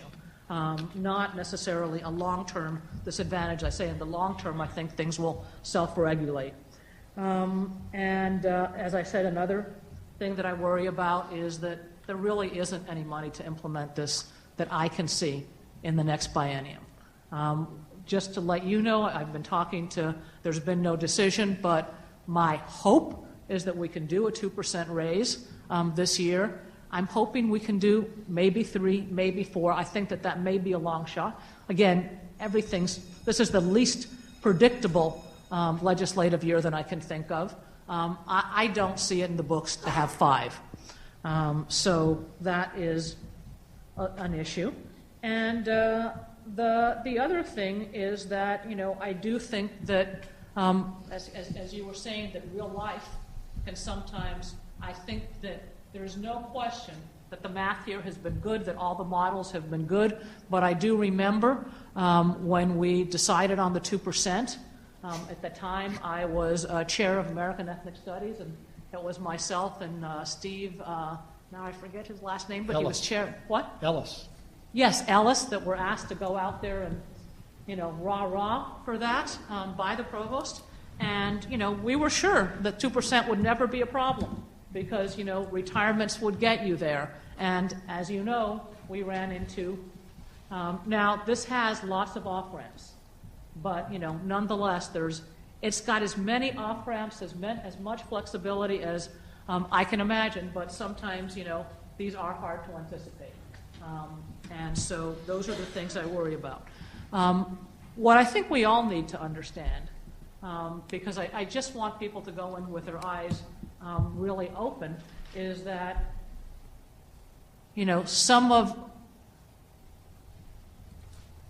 it's not that the university isn't putting proportionately enough money into faculty salaries. The proportion of money that we put into faculty salaries is the same, and in many cases higher than that of our peers. We just have less money. And this won't create money. I wish it would. I wish the Provost Bank could, just pull up more money. It won't. So the kinds of things that we can manipulate are size of faculty. And some people, have talked about it's better to have a smaller, higher paid faculty. That's not the choice you have to make, but that's one choice that you can make. Another one is a different distribution of the type of faculty. So less of the higher paid faculty that generates less income, and more of the lower paid faculty that generates more. So in other words, fewer tenure track faculty and more lecturers. And they can be full-time lecturers, they can be treated well, but nonetheless, it's a different balance. Another way where it can be distributed differently is a different combination of junior and senior hires. Some of that will happen naturally as the baby boom goes through, but I can tell you that probably the biggest arguments and, downright fights and whatever that I have with deans and chairs are, they want senior hires. And don't tell me that that's not true. None of you tell me that that's not true. And sometimes it's, well, senior, Paul, don't tell me that that's not true. I've never gotten one request from you that doesn't say, allow me to at least hire an associate professor. And so that's one way of doing it, but I'm just saying that it will be a struggle. Or the other one, so there's those two mechanisms. The other mechanism is to distribute it differently amongst faculty. I don't want to talk about winners or losers per se, but if we're going to keep more or less the same size of the faculty, et cetera, it will mean either paying probably, and we're talking about, let's say we're talking about, and I think we should, a faculty where most of our faculty members are quite good, but we have people at both ends. That's, the way distributions work. And it either means giving less to people at the top to be able to be more equitable to people in the middle, or giving less to people at the bottom to be more equitable to people, or doing a little bit of both. And we, depending on what kind of department you have and who your faculty are, that may be easier or harder to do. Anna-Marie, we're coming to that half an hour. Right, So. or the other thing is having less staff in one way or another. And, even though some people think that someone else has too much staff, I've never heard them say that about their own department. So, I do want folks to understand that, there are pluses here, there are some concerns, but it's not a panacea. And that, at the end of the day, new money isn't coming in, and so we need to make different decisions about, if you don't like what's going on, we are going to have to make different decisions about distribution. I do think there's lots of flexibility here. It's a little bit harder to find in a straightforward way, but it's there. There's no question about it. I do think it will be harder to manage. It will be harder to manage unquestionably for the provost. You talked about the provost bank. I think we need to create a provost bank or a risk pool for a number of reasons. As we all know, there are real issues about the size of our reserves. There's nothing wrong with the size of any of our reserves, but when you look at them put together, if they're much less than any of you would want your kids to have, in a bank account. But nonetheless, you put them all together, and I'm not sure that we're making the best use of the money we have by everyone having their own risk pool, which is essentially part of what's happening. So I think we need to build more risk pools. But the hard part on the provost side is, okay, so how do I have the conversation with, let's say, the Chancellor of Walker? Or how do I have a conversation with a smaller college, let's say the Evans School? And you say you don't have money, and I say, yeah, but why aren't you hiring more lecturers instead of faculty? And trying to get to, is this a good use of my lending you money or not, can be a complicated argument. It's not as straightforward as, and it will require an awful lot of the provost's attention, focusing on those issues, and quite frankly, doing more managing internally than not, because yes, you can have a risk pool, and yes, you can understand, but you also just can't say, come and borrow, come and borrow. It has to be looked at. We had our song. Thank you. All right, what I'd like to do, take 5 minutes. For those of you who have questions, please write them on the questions. We already have about 15 that I can call upon. So we're going to take a 5-minute break. Kate will get the questions and bring them up. Can I ask you, if you have questions, to pass them to the outer aisles, and we will pick them up. Thank you.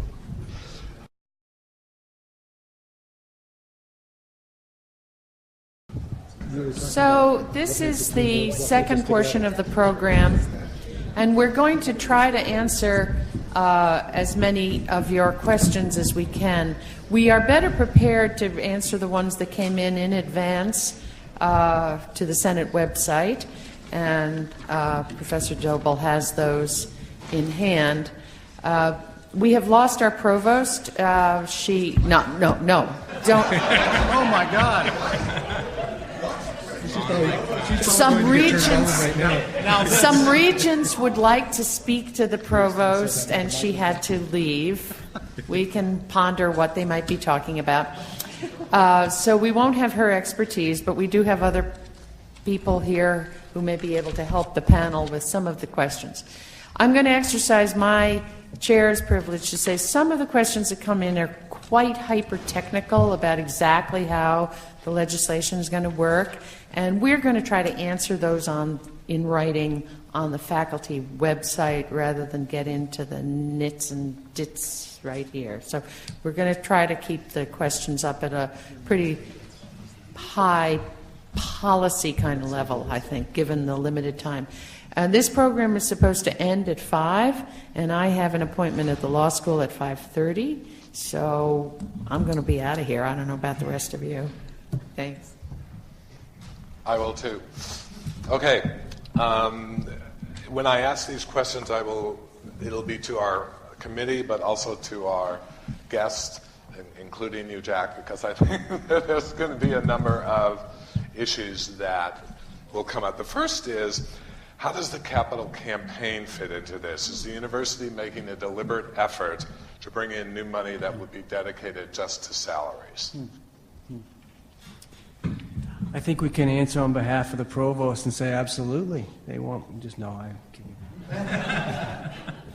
I mean, a lot of the money that comes in on salaries tends to come in through chaired professorships, and is built into that set of alternatives, which is really tied to market adjustments and other kinds of things. But Jen? Well, I'll take a stab at that. The advancement people have told us that simply requesting donations to increase faculty salaries is something that doesn't fly, doesn't drum up very much. I don't know.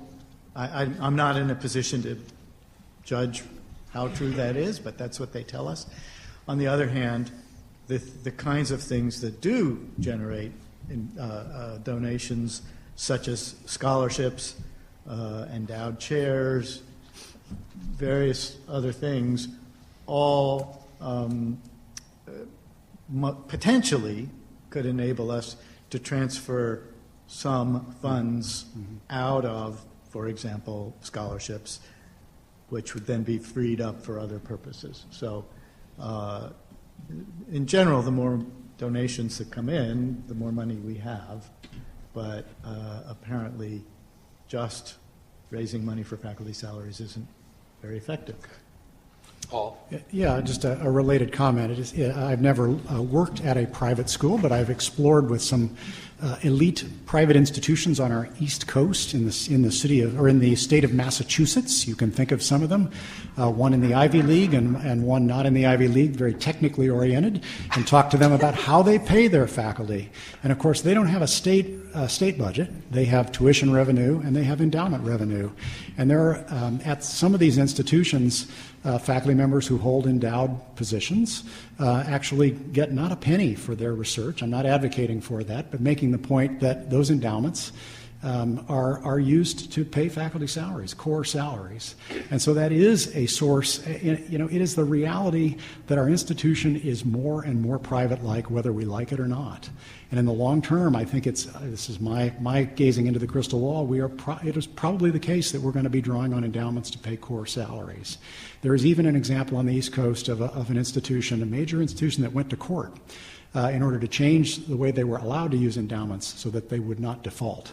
Okay, so I think the notion that we're going to have to draw the tenure track salaries exclusively from state and tuition funds is naive, and that we will probably do what the privates have done in the long term.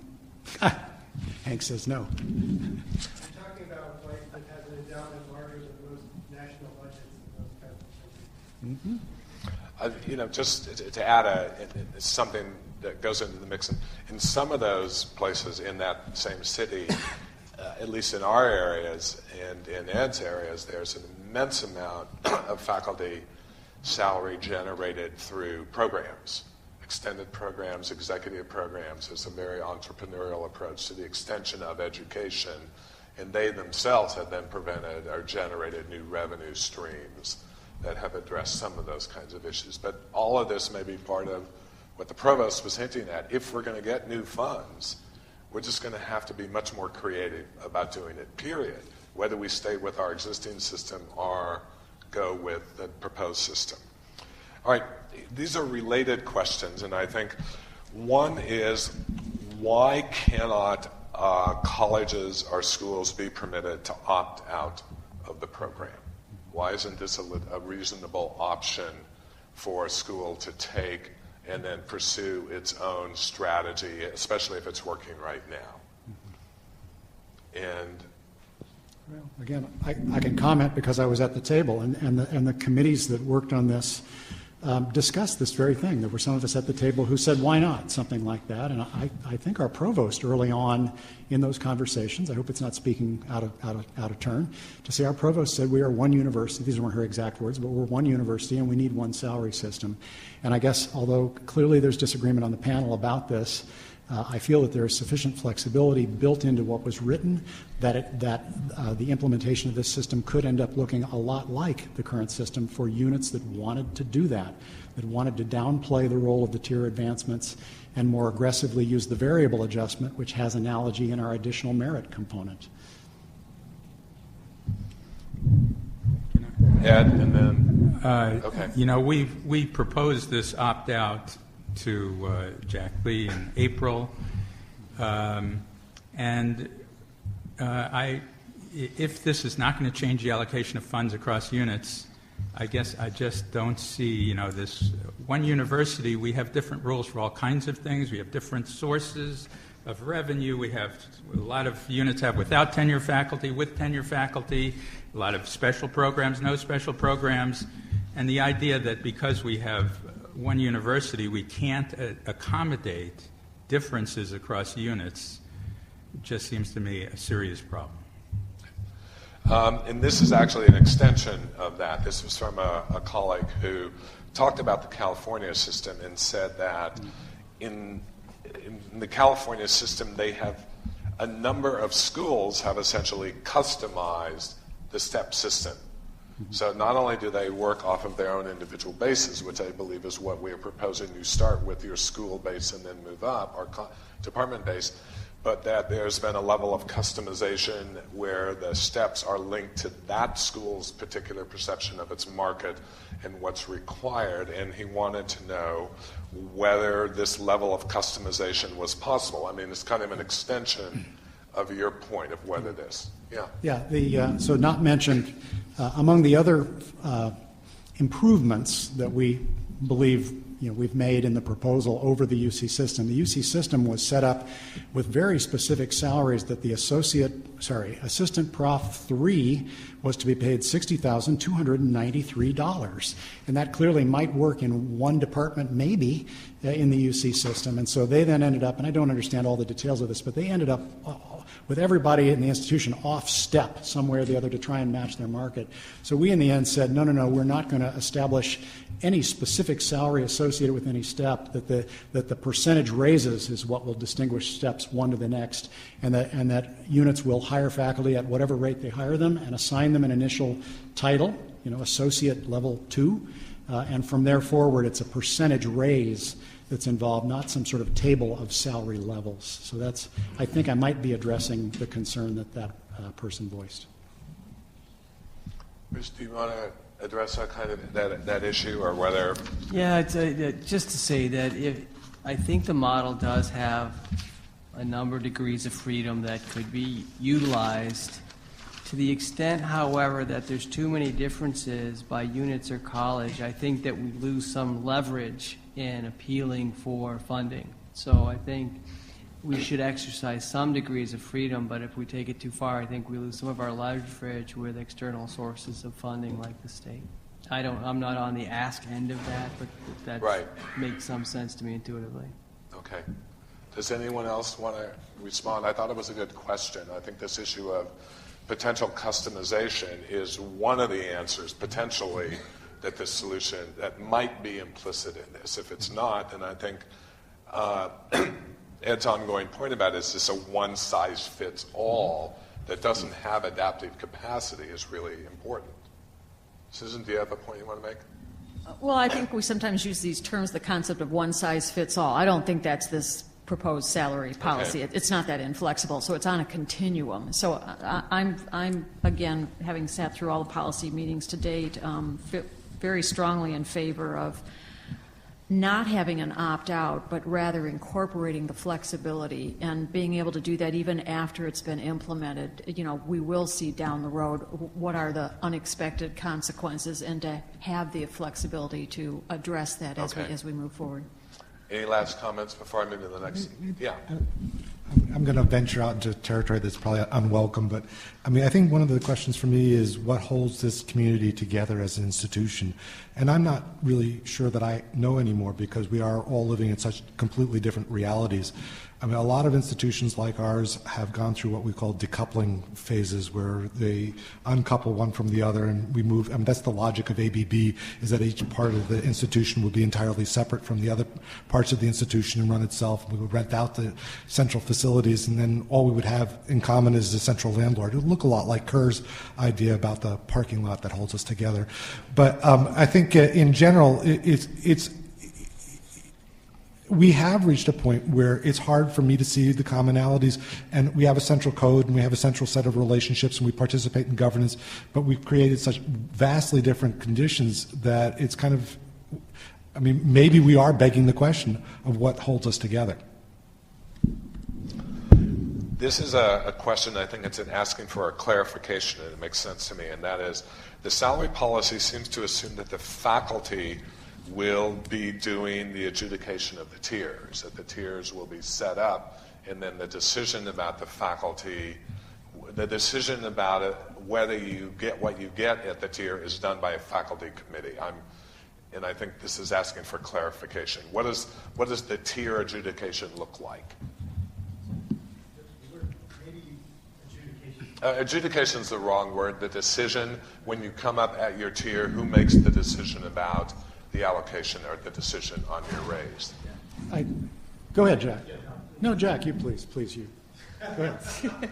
Well, so I can describe what the working group had in mind when we proposed this.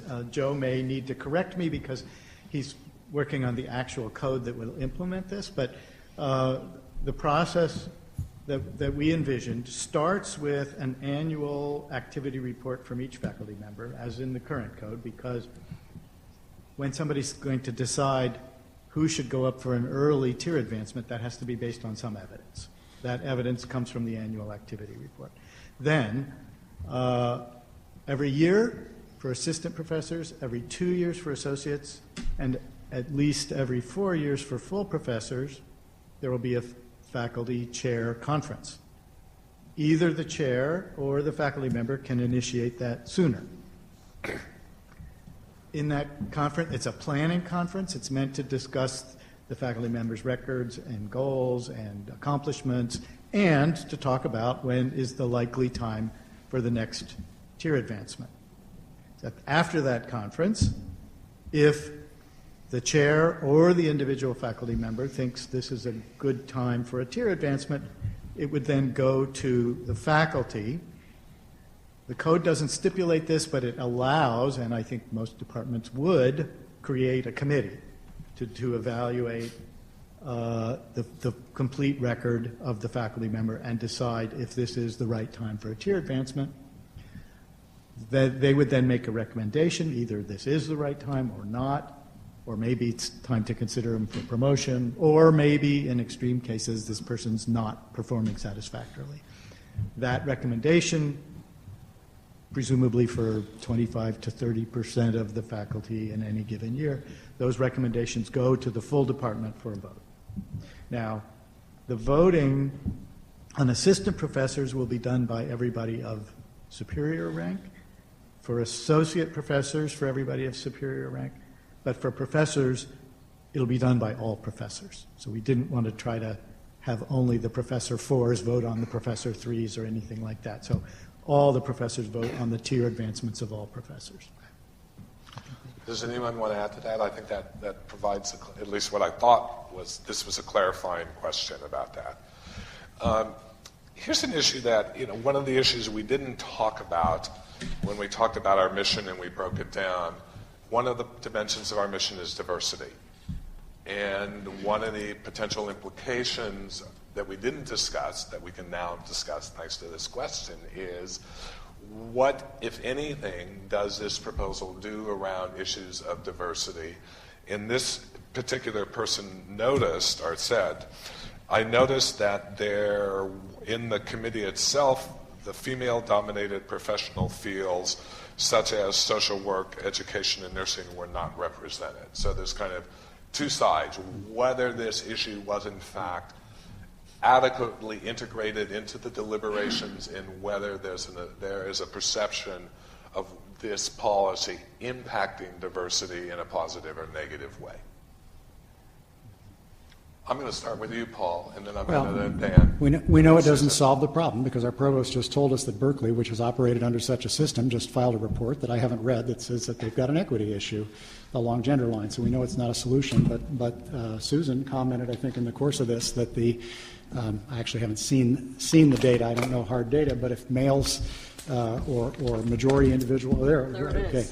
If they're more I'm not sure I was going to say exactly that. That if they're more inclined to use the retention system, which is preeminent in yielding high salaries, if that has yielded an inequitable situation, and if we are less reliant, retention is not going to go away, but if we are less reliant upon retention for high salaries, I would presume that might diminish somewhat, at least, aspects, the discrimination of that kind. Susan, your sense on these? Yeah, and I would agree. And for the person who was expressing concern that maybe School of Nursing or some of these more female-dominated schools or departments wasn't present, I think I held my own on that. That's been a very near and dear issue for me, and I actually started up a faculty equity task force in the School of Public Health, again, with this data set in hand. And I did want to share with folks that there's a lot of generalizations being expressed here that, our department is fine. That's interesting because 9 months ago in my school, all departments thought they were fine too. And again, with the best of intentions. But once you do a statistical analysis and share with them the data, it's like, oh my gosh, we're anything but fine, and who knew this? If you just simply deal with it on a case-by-case basis and not ever looking at the big picture and the trends over time, trust me, you probably have a problem in your department and you just simply don't know it. So again, I think I've always been looking as every step of the development of this proposal, it doesn't directly address equities in salaries, but I think perhaps the most enlightening moment will be the day, if we all approve this, the day we map onto the system. Since you map on by doing one of two things, either look what tier do you match up with based on years in service or based on your salary. And I propose for the record right now, I have no doubt that when it comes to men versus women, that there's going to be a much higher prevalence of discordance in mapping for women than there will be for men. And I think that alone, the sense that we'll actually know that for every single faculty member is a moment in time when everybody gets to see the truth as to just how discrepant these salaries are. So at least we've got that component in it. Anyone? Yeah, Ed. I think this is an area where I'm not an expert in this area, so Susan probably knows a lot more than me, but if there are different salaries across women and men that are due to retention things, this is something that this system, because it bases all these percentage increases on your current salary, will keep going. This will perpetuate these differences across men and women, whereas a system that the spirit of the proposal starts with, which looks at how your performance grades next to people of similar rank, and then gives you a salary increase based on what people of similar rank. I don't know anybody who's suggesting just looking at people of similar rank or a man if you're a man, people of similar rank or a woman if you're a woman. So, this is a way of potentially, the principle would get around a lot of these gender gaps, but this proposal sort of institutionalizes whatever gender problem we have. Paul. Well, let me disagree. Under the current, I'll tell you how you could solve that problem as far as I understand the code, under the current code, or how you could do it under the new system. In the current code, in principle, our provost has re-entered the room, a high authority at the a high authority, you're still provost? Oh, damn. So a high authority could generate a unit adjustment, come to the chair of chemistry and say there is statistical evidence of discrimination on the basis of gender, race, whatever in your unit. I'm allocating 2%, whatever it is, to the Department of Chemistry. I expect a set of recommendations that remedies the problem. Under the new system, the same would be done with the variable adjustment, right? So you don't have to rely upon tier increases to correct it, and you certainly can't rely upon an across-the-board COLA. So I see either code as able to address this issue. The question is who's got the resolve to bring those funds to make that correction. I don't see it as a function of system. Joe, the drafter of, at this point. No, not drafter. eraser and inserter every once in a while. Just a couple of quick things. To the extent that it's relevant to anybody, the composition of FCFA this year, Faculty Council on Faculty Affairs, we do have representation from the School of Nursing. I represent the Information School, or I'm a member of the Information School faculty, which is almost exactly 50-50 male-female, and actually slightly larger female in the full professor ranks, which we're very proud of. The question around issues of diversity has emerged in our discussion. I'm not taking a side on this. I just want to report to you that we've had these conversations. And we've heard this in two different ways, one of which is that for people who believe that the review process and the salary advancement process is not working for them, this forces them to come up against it over and over and over again, and if the system is rigged against you, it's not going to help you. It might reinforce a bad situation. The other argument that I have heard that has been part of our discussion is it also puts people in a position to be advanced on an ongoing basis. And in fact, at their own discretion, because faculty members will have the opportunity to request a collegial review at any point. So it provides more opportunities to be reviewed and then potentially advanced. I think the question of resolve, I couldn't use a better word. This can allow for lots of different outcomes, but units with resolve to make decisions and changes, I think it's reflected in the spirit and the language of the code as it is that could go in lots of different directions. Thank you. Folks, it's past 5. We kind of feel like the faithful remnant here. I want to thank you all for attending and for looking and for holding us to be honest.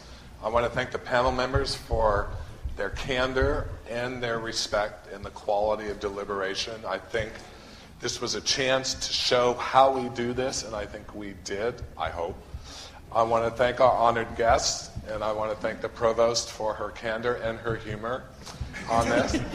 And thank you all for attending, and have a great evening. Thanks. That's great.